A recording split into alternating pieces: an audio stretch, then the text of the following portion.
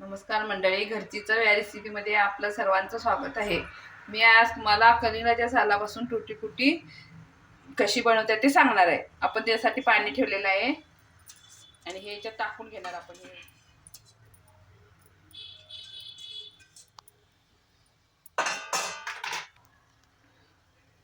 5 मिनिटं आपण हे शिजत ठेवणार आहे, झाकण लावून थोडं असं.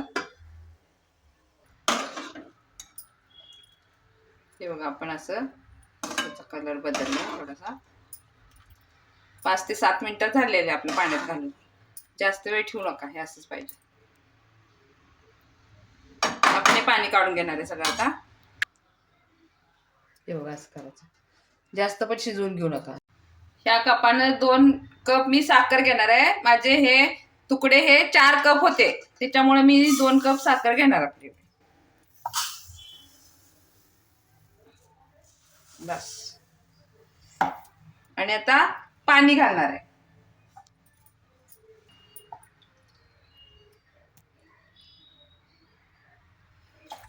मी आता हे 3 कप पाणी घातलं याच्यामध्ये. 2 कप साखर, 3 कप पाणी घातलेलं आहे. हे बघा, साखर विरघळली आता याच्यातली पूर्ण पाण्यातली. हे आता उकळलेलं आहे एकदम खळखळ एकदम. आता आपण हे तुकडे टाकून घेतले याच्यामध्ये.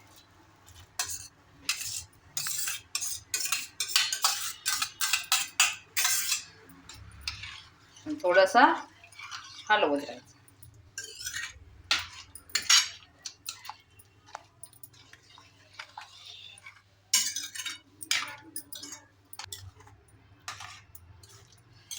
हे बघा, आपलं 5 मिनिटं झालेलं आहे. थोडस हाताला आपल्याला असं जास्त पाक नाही, पण चिकटला लागतं थोडस असं साखरेचं.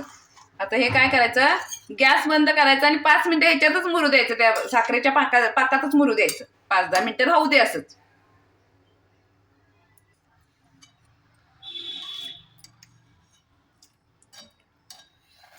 हे बघा, आपण त्याच्यात 5-10 मिनिटं ठेवल्यानंतर कलर बघा त्याचा एकदम चेंज झाला, साखरेसारखा आहे. खाऊन बघा, असं गोड लागते का थोडंसं. गोड झालंय.